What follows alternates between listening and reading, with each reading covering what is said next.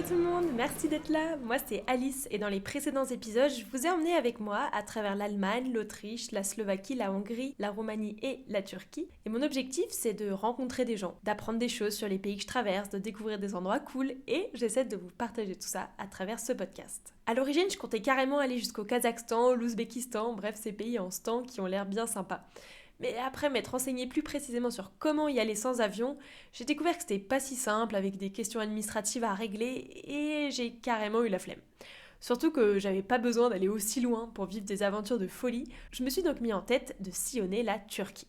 Dans le dernier épisode, on s'est quitté sur mon passage chez mes hôtes d'amour Metin, Buket et leur fils Uraz à Rize. C'était une ville au bord de la mer Noire, juste à côté de la Géorgie. J'en étais tellement proche que je me suis dit que ce serait trop bête de pas y aller. Ni une ni deux, je débarque en Géorgie. Donc c'est parti, dans cet épisode, je vous emmène avec moi découvrir ce pays. Petit pays, grande histoire. Alors, installez-vous bien.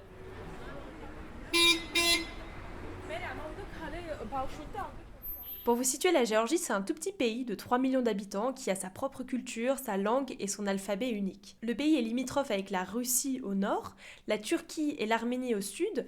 À l'est, on trouve la mer Noire et à l'ouest, l'Azerbaïdjan. J'y ai découvert un pays passionnant, chaleureux et magnifique. Et mon arrivée a d'ailleurs commencé très fort. C'était absolument énorme ce qui s'est passé. Donc j'ai rencontré cette femme avant la frontière turque. On a passé la frontière ensemble, je l'ai aidée à faire passer des cigarettes, etc. Et du coup, après, elle m'a invitée chez elle. Et elle m'a laissée chez elle pendant à peu près 1 heure. Et ensuite, elle est revenue avec plein de potes. Et genre, on a mangé tous ensemble. Je me suis donc retrouvée au milieu d'une tablée de Géorgiens qui ne parlaient pas un mot d'anglais.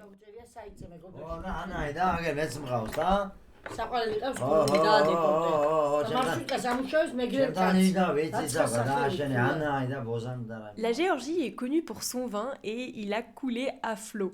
Ils avaient une grande bouteille en plastique de 5 litres de vin dont ils se resservaient allègrement. Et intéressant, mais ils ne boivent que quand ils trinquent et ils trinquaient vraiment à tout bout de champ.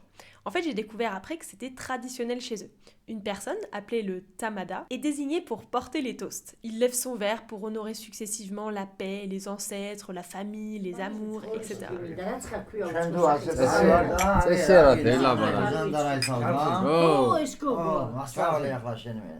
Et j'ai compris après, en discutant avec d'autres personnes, que j'avais vraiment eu beaucoup de chance de vivre ça. Donc la femme en question que j'ai rencontrée s'appelle Roussa. Elle était vraiment adorable et j'ai même passé une nuit chez elle. Alors je l'ai compris par la suite, mais elle verse dans des activités pas hyper légales. Je sais pas exactement ce qu'elle fait, mais il y avait beaucoup de permis de conduire chez elle et j'ai compris qu'elle falsifiait des documents. Donc voilà, j'ai été hébergée par une faussaire.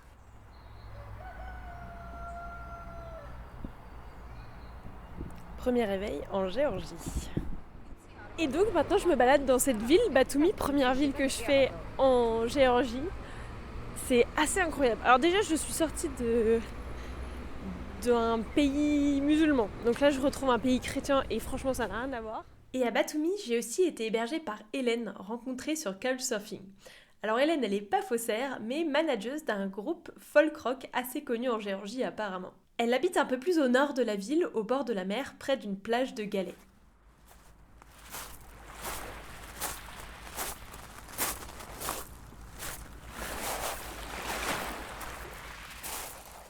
Et malgré la température plutôt froide de l'eau, j'ai pas pu m'empêcher de m'y baigner. Donc voilà, c'est fait, je me suis officiellement baignée dans la mer Noire.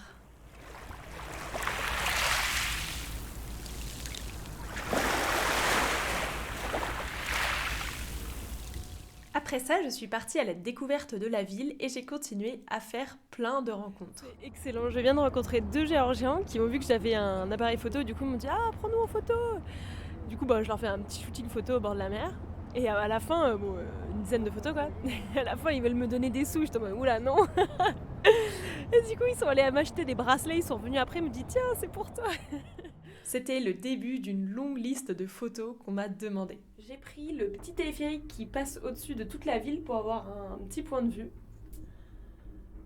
Mais franchement, je regrette zéro. C'est trop joli. Ça donne une vue sur toute la ville. Ça fait des photos franchement canon. Et après une belle après-midi de balade, j'ai retrouvé Hélène dans un restaurant pour découvrir ma première spécialité géorgienne. Il s'agit du khachapuri. This type is Ajarian Khachapuri. Ajarian. This C'est un pain creux de la forme d'une barque avec dedans du fromage fondu et un œuf. Il faut mélanger le tout et on le mange en déchiquetant le pain au fur et à mesure. okay.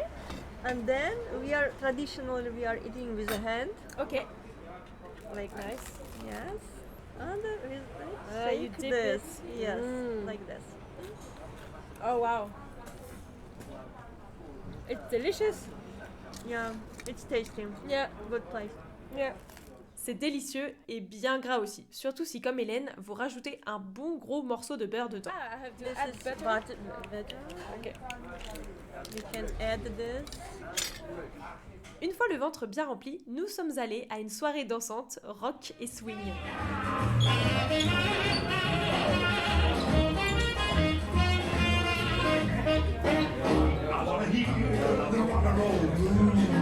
En termes de spécialité locale, j'ai aussi découvert les khinkali, de délicieux dumplings avec une forme reconnaissable, fourrés avec du fromage, de la viande ou des champignons. J'étais ravie parce que c'était pas trop compliqué en fait en Géorgie de trouver de quoi manger végétarien.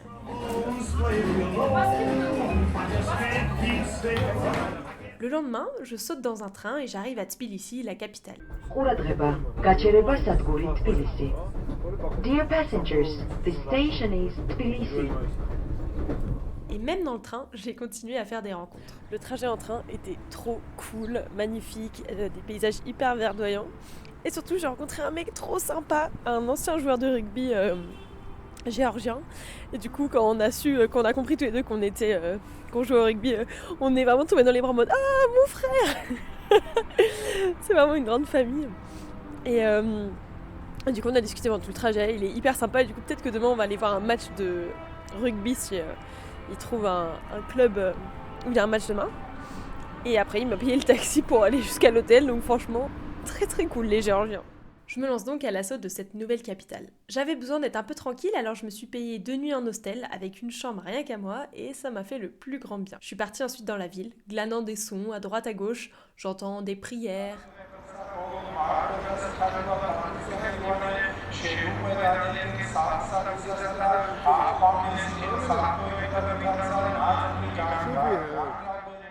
J'entends de la musique.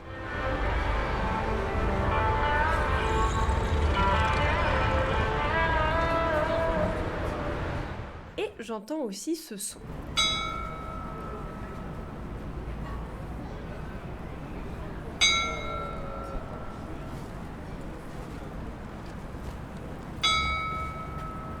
Alors figurez-vous que pour le son et l'animation qui va avec, il y avait un nombre sidérant de portables tendus pour immortaliser ce moment. Je suis tombée dessus vraiment au hasard de ma balade, pile au moment où c'était intéressant. Alors imaginez une petite placette avec une tour toute tordue et renforcée d'un côté par une grande poutre en métal surmontée d'une horloge dont une marionnette sort toutes les heures pour faire avancer le temps. C'était mignon, mais j'ai un vrai problème avec le tourisme de masse. Là où tout le monde va, c'est précisément là où ça me donne le moins envie d'aller.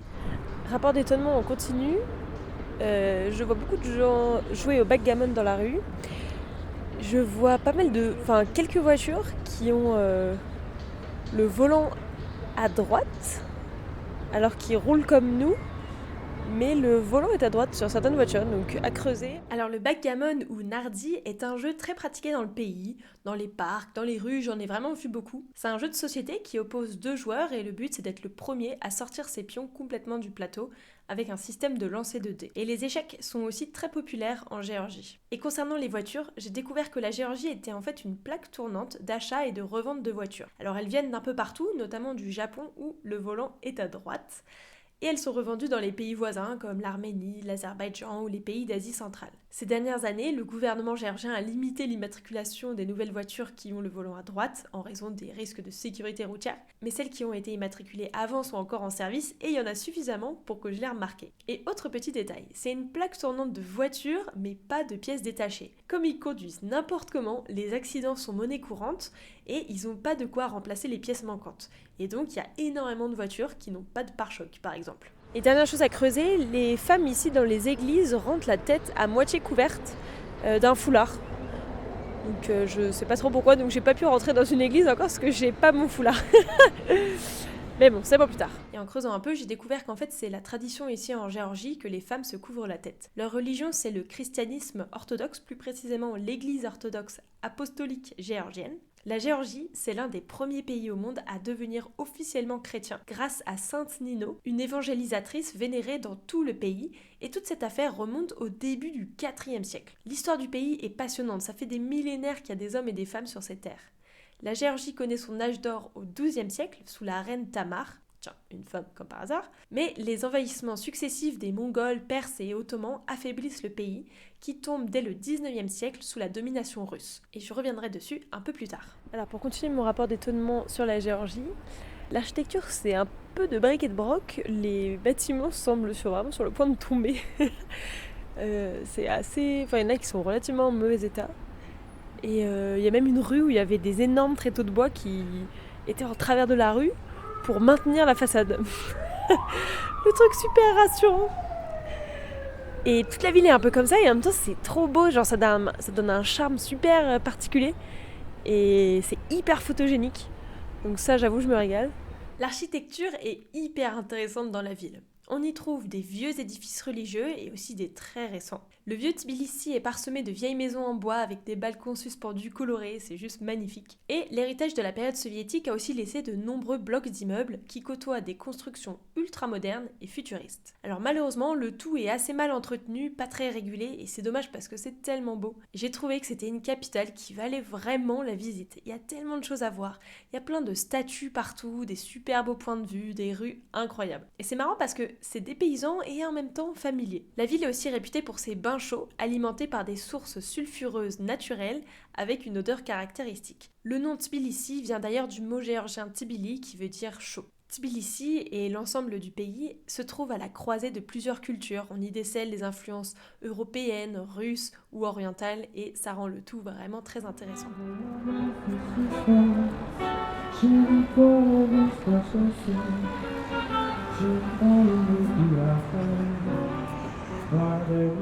J'ai ensuite retrouvé mon ami du train, Georgie, qui avait trouvé un match qu'on a pu aller voir.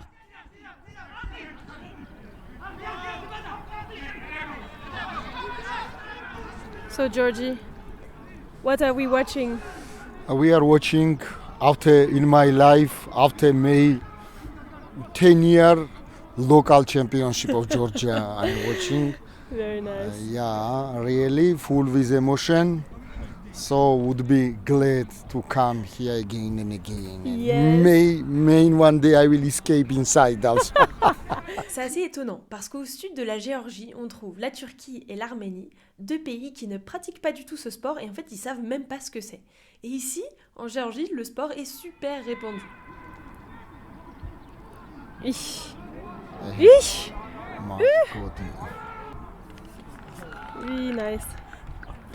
Nice try. En fait, les sports de contact y ont toujours été populaires et le rugby, qui est un sport de combat qui se joue en équipe, y a rapidement trouvé un terreau fertile. Et aujourd'hui, il y a de nombreux joueurs géorgiens qui vont en France pour jouer ou pour continuer leur formation.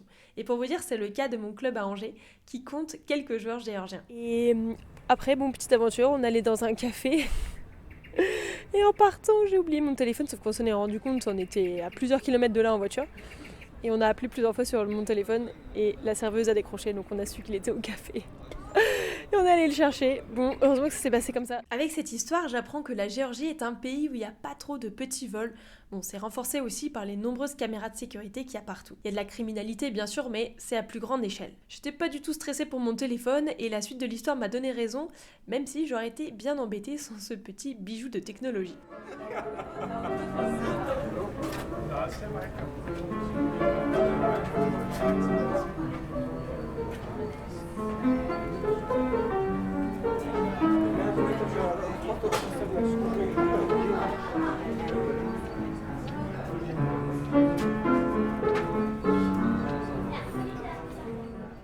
Et sinon, mon nouvel ami Georgie m'a aussi fait visiter l'atelier qu'il possède où il a différentes activités de production, comme par exemple du vin de grenade, du vin de citron, du thé, et en fait un peu tout ce qui lui passe par la tête. Il m'a fait goûter plein de produits et je ne suis pas repartie les mains vides. C'est ultra artisanal, il fait ça pour s'amuser parce que alors lui, son vrai job, tenez-vous bien, c'est le forage pétrolier. Assez cocasse pour moi de me retrouver face à un mania du pétrole géorgien. Mais que d'aventures, que d'histoires, que de rencontres. Il y a une dame qui m'arrête dans la rue et elle commence à me parler en géorgien et je dis là no Georgian, no Georgian. Et elle me fait ah mais pourtant vous avez vraiment la tête d'une géorgienne. Donc voilà, je me fonds vraiment dans le paysage. À Tbilissi, j'ai aussi pas mal utilisé les transports en commun dans la ville, notamment le métro. შემდეგი სადგური ტექნიკური უნივერსიტეტი. Next station, Technical University. On continue le rapport d'étonnement, cette fois à propos du métro que je viens de prendre. Alors ici à Tbilissi, il y a 2 lignes de métro. Les rames sont assez vétustes quand même, ça fait pas mal de bruit et ça brinque-balle pas mal. Mais bon, ça fonctionne, c'est très utilisé. Et le truc qui m'a étonné, c'est qu'il y a beaucoup de personnel dedans. Donc il y a pas mal de policiers, très sympa d'ailleurs.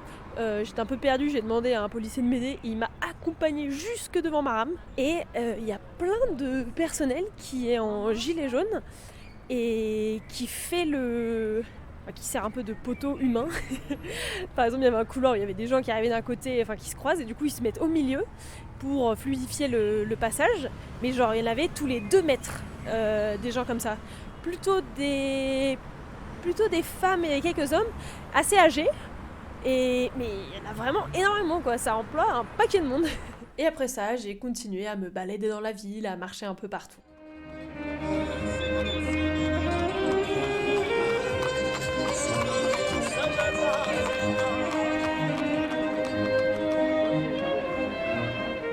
J'ai aussi passé une après-midi avec Mathilde, une Québécoise rencontrée via Couchsurfing. Je m'appelle Mathilde. Enchantée Mathilde. Enchantée. Du coup, on s'est rencontrés par Couchsurfing. Yes, meilleure application ever. On ne dira pas qu'on s'est rencontrés parce que j'ai refusé de t'héberger. Oui, alors effectivement. Mais t'as dit que maintenant que tu m'avais vu, tu serais ok finalement. Oui, exactement. J'accepte. T'as passé le test. Alors en effet, elle a refusé de m'héberger, mais ça m'a fait faire une rencontre incroyable que je vais vous détailler juste après. Je vous laisse à notre conversation avec Mathilde. La Géorgie, elle est diverse. Puis cette diversité-là, elle est magnifique. Tu peux un peu goûter à tout en une journée. En une journée, tu peux avoir l'impression de voir 4 pays différents. Tu le vois peut-être même d'un quartier à l'autre à Tbilissi. Dans un quartier, tu es en URSS, dans l'autre quartier, tu es en Europe. Puis dans un autre quartier, tu es en Turquie. Donc ça change vraiment d'un endroit à l'autre. Et du coup, tu as appris un petit peu le géorgien. Tu connais. Est-ce que tu pourrais nous apprendre 1 ou 2 mots en géorgien? Ouf. Je peux, mais j'ai le syndrome de l'imposteur. T'as rencontré des personnes géorgiennes qui pourraient le faire mieux que moi. C'est vrai. Tu couperais ça au montage, mais je veux trop pas enseigner des mots en géorgien. Je vais genre avoir la pire prononciation possible. Ils vont me dire, mais c'est quoi ça? Ou juste dire bonjour, juste dire merci. Ok. Bon, bonjour en géorgien, c'est Gamar Joba. Gamar Joba. Si je veux dire je m'appelle Mathilde, je dis Memkvia Mathilde. Trop cool. Bah, merci beaucoup pour ces petits échanges. Ça fait plaisir. Après les 2 nuits passées en guest house, j'ai continué avec Couchsurfing, non pas chez Mathilde, mais du coup j'ai eu la chance immense de faire la rencontre de Mariam. À 20h, j'avais aucune idée de ce que j'allais faire les prochains jours, j'avais juste mes 2 prochaines nuits de Calais, mais je savais pas trop ce que je faisais après. J'arrive chez elle à 21h, toute ma semaine est calée. Je sais ce que je vais faire, je sais où dormir, blablabla. Incroyable, franchement, mais les gens ils sont tellement gentils. Et du coup, donc, je devais dormir 2 nuits chez elle et au final, je vais rester 1 semaine. Vraiment, elle est hyper gentille et je vais faire une petite excursion demain. Je vais passer 2 nuits à la montagne. Et donc c'est parti, après avoir découvert Batumi et Tbilissi, je suis ravie de pouvoir faire un crochet dans les montagnes au nord du pays, juste à côté de la frontière avec la Russie. Le voyage dans les minibus qu'ils appellent marchrutka est assez rocambolesque car ils conduisent vraiment n'importe comment. Mais on arrivait sain et sauf à destination et moi j'en demandais pas vraiment plus. Les montagnes étaient magnifiques, recouvertes de neige. Bon, le tout était plutôt sous la pluie et dans les nuages, mais sur le temps que j'y étais, j'ai quand même pu profiter de quelques éclaircies. J'avais une chambre dans une guest house dont la tenancière parlait un français impeccable, et j'ai aussi sympathisé avec Kyoman, un Coréen avec lequel j'ai fait les différentes balades. Hi, bonjour. Bonjour. Bonjour, what is Bonjour. your name? Kyoman, Where are you from, Kyoman? South Korea. South Korea. Alright. And where are we right now? Okay, so this is from Georgia. So we are right now Stepan Minda. Stefansminda. Yeah, we Yeah. are walking in the street. Oh, And is it nice? yeah. It's right now is how to explain this one, but looks like I'm alone, but with you and in the world, just us. Understand this one? No. It feels like alone. It's Bon, because cet échange est assez révélateur de mes 2 jours passés avec Kyoman. Il y a tellement de fois où je comprenais juste rien du tout à ce qu'il me disait. So you started with 8 kilos yeah, and now? 12 kilogram. Okay. Yeah. So what total, are these, total is 12 kilogram. these 4 additional kilograms? What is it? Okay, so I introduce my. Pour que vous visualisiez un peu mieux, Kyoman a un indémodable sac à dos noir sur le dos et un autre sac à l'épaule qu'il a rempli au fur et à mesure de son voyage, notamment pour ramener des cadeaux. Et j'ai vite compris pourquoi il avait 4 kilos de cadeaux. Il trimballe notamment des sculptures en pierre qu'il a achetées sur sa route. Pour ma part, j'essaie vraiment de limiter ce que je rajoute dans mon sac, bien que ce soit pas si facile.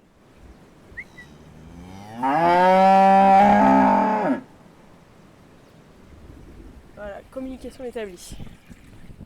Je sais pas ce qu'on est en train de se dire, mais tout à fait passionnant. La pluie et les nuages rendaient le tout assez mystique. Mysticisme qui est arrivé à son paroxysme quand, après 1 heure de randonnée, on a atteint une église qui était en plein office.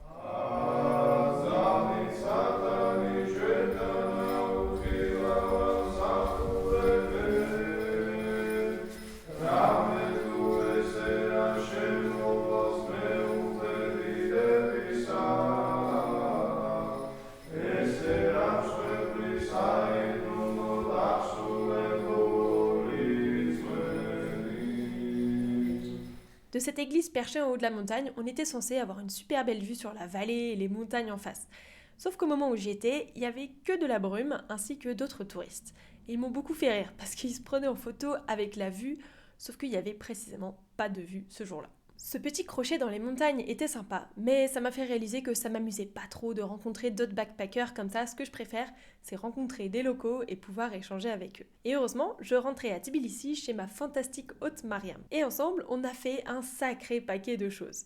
Alors déjà, elle fait partie des rares personnes dans la capitale qui font du vélo et elle avait un vélo en plus pour moi.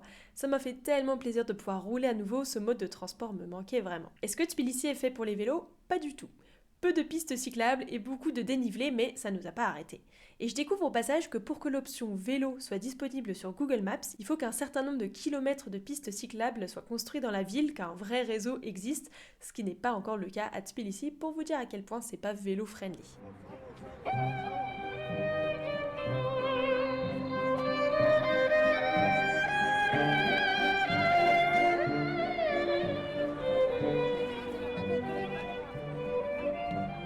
Avec Mariam, on a fait plein de trucs. Elle m'a emmenée à son cours de tai chi, on a cuisiné une délicieuse shakshuka, on allait fêter les 5 ans d'une association lesbienne militante, on a organisé un workshop sur le réchauffement climatique à des bénévoles de l'ONG qu'elle a créé, on allait en boîte de nuit, puis dans un restaurant à 5h du matin et on est même allé manifester contre le gouvernement un soir. Waouh, la liste est si longue et j'ai tellement de choses à vous dire pour chacun de ces éléments, alors c'est parti. Avant de rencontrer Mariam, je vous ai dit que j'avais passé 2 jours en guest house pendant lesquels j'ai visité la ville. Et j'ai l'impression d'avoir été dans une ville complètement différente avec Mariam parce qu'on n'est pas du tout retourné aux mêmes endroits. Alors commençons par l'atelier sur le réchauffement climatique. Mariam a créé il y a une bonne dizaine d'années une ONG militante qui s'adresse aux jeunes afin de leur donner les clés pour créer un avenir meilleur. Le volet transition écologique était délaissé depuis quelques temps et Mariam a vu dans ma présence une opportunité de le relancer. Bicycle, actually the bicycle lanes to make the city more. It can be all of them together actually. Peer pressure is like a greatest example because for me it was just me and I collected like a I don't know, maybe. J'ai donc créé une présentation pour eux qui rappelait les causes et conséquences du réchauffement climatique et surtout je leur ai présenté 2 workshops qui permettaient de sensibiliser sur le sujet, la fresque du climat et l'atelier d'automne qui n'existe pas encore en Géorgie. Donc si un jour ils y sont, ce sera un petit peu grâce à moi et ça fait plaisir. Et on a ensuite parlé assez largement des enjeux. Because you attended this wonderful initiative and workshop, I invite you today in the club for free. If you want to, you can come. Yes. All 5 of you. En Géorgie, le grand public ne s'est absolument pas emparé des sujets de transition écologique comme en Turquie et en Arménie d'ailleurs. Et les pouvoirs publics ne poussent pas en ce sens, les financements étant carrément insuffisants. Côté énergie, le pays est dépendant du gaz naturel importé de l'Azerbaïdjan et produit son électricité via l'hydroélectricité, le pays étant très montagneux. Le tri n'est pas du tout fait, alors techniquement c'est possible d'apporter proactivement ces déchets recyclables dans des points de collecte dédiés, mais en pratique je suis vraiment pas sûre de ce qui se passe derrière. De manière générale, l'économie du pays repose sur des industries polluantes comme l'industrie minière, métallurgique et la construction. Ça représente beaucoup d'emplois et faire transitionner tout ça est un sacré chantier que le gouvernement ne se décide pas à lancer. Transition parfaite pour vous parler des manifestations en cours justement contre ce gouvernement.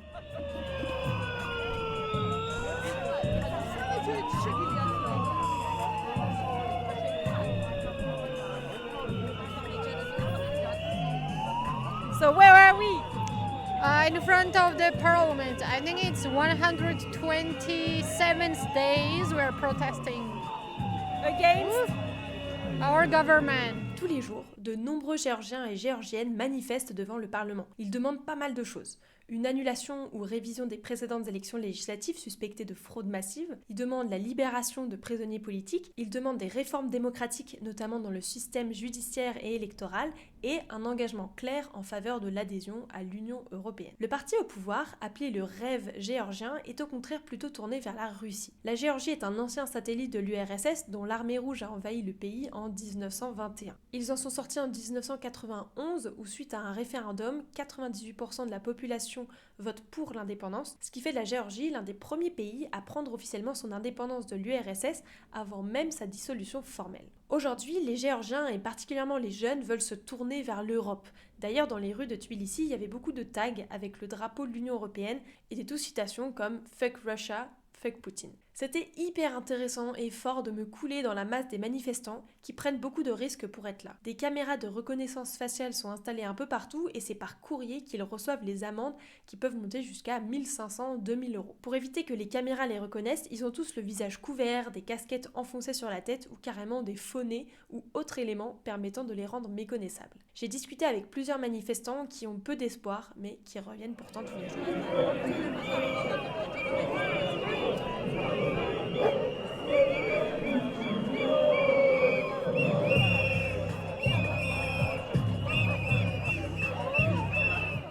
Mariam m'a aussi emmenée dans une réunion militante LGBT. J'ai appris que le gouvernement avait en 2024 pris un tournant très conservateur. Par exemple, ils ont interdit les transitions de genre, l'adoption par des personnes non hétérosexuelles, de parler d'homosexualité dans les médias ou dans les écoles, et encore, ils se sont mis à interdire des événements type la Gay Pride ou aussi interdire de porter des symboles de la communauté. C'était hyper puissant d'être parmi elles, parce que c'était surtout des femmes. Je comprenais pas ce qu'elles disaient, mais je ressentais leur désespoir et en même temps leur envie de se battre. Dans tellement de pays, nos droits LGBT reculent, et selon le pays où on est, c'est plus ou moins compliqué de se battre pour nos droits, on risque pas les mêmes choses. Hello, Mariam! Oh, hi! How are you doing? So, you're taking the break now, but I'm ordering the whiskey sour. Oh, wow! Et pour terminer sur une note un peu plus festive, Mariam m'a emmené faire la fête et j'ai découvert que Tbilissi était hyper réputé pour ses boîtes de nuit.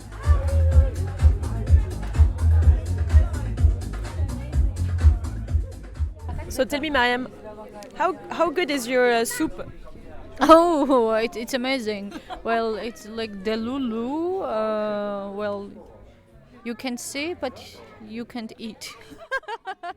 Et donc c'est ainsi que se termine mon aventure géorgienne. J'ai découvert un pays fabuleux, une hospitalité légendaire, des mets délicieux, une nature incroyable, une capitale qui vaut vraiment le détour. Encore une fois, Couchsurfing m'a permis de vivre des aventures de fou, mais dans ce pays j'ai aussi rencontré d'autres personnes spontanément. Après avoir passé quelques jours dans l'est de la Turquie, qui est conservatrice, et en plus c'était pendant le ramadan, ça m'a fait tellement de bien de me retrouver dans un pays comme la Géorgie, beaucoup plus ouvert, dans lequel j'ai pu me fondre dans la masse. Donc voilà, fin de la Géorgie, pays que j'ai trouvé incroyable, franchement c'était trop cool. Je savais pas du tout à quoi m'attendre, franchement je connaissais rien sur ce pays. Et waouh, s'il y a un pays où j'ai envie de revenir, je pense que c'est lui. Faire des randos, waouh, la nature c'est un truc de ouf.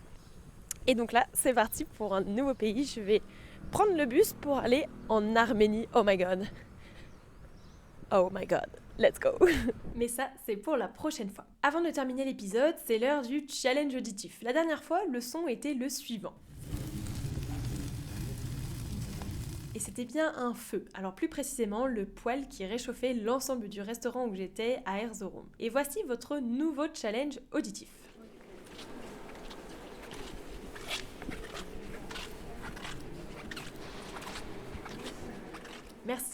Merci d'avoir écouté jusqu'au bout. Comme annoncé la dernière fois, je vais faire un épisode hors série pour répondre aux questions que vous pourriez avoir sur mon voyage, sur le podcast ou bref, tout ce qui vous intéresse de savoir. Et j'attends vos questions par message vocal, alors n'hésitez pas. Voilà, j'espère que vous avez appris des choses et que ça vous donne aussi envie de partir à l'aventure décarbonée. Je vous fais plein de bisous. So goodbye is Korea is the same. So what it mean is hi. Goodbye is the same. Okay. So 안녕. 안녕. 안녕. Yeah, 안녕. Thank you.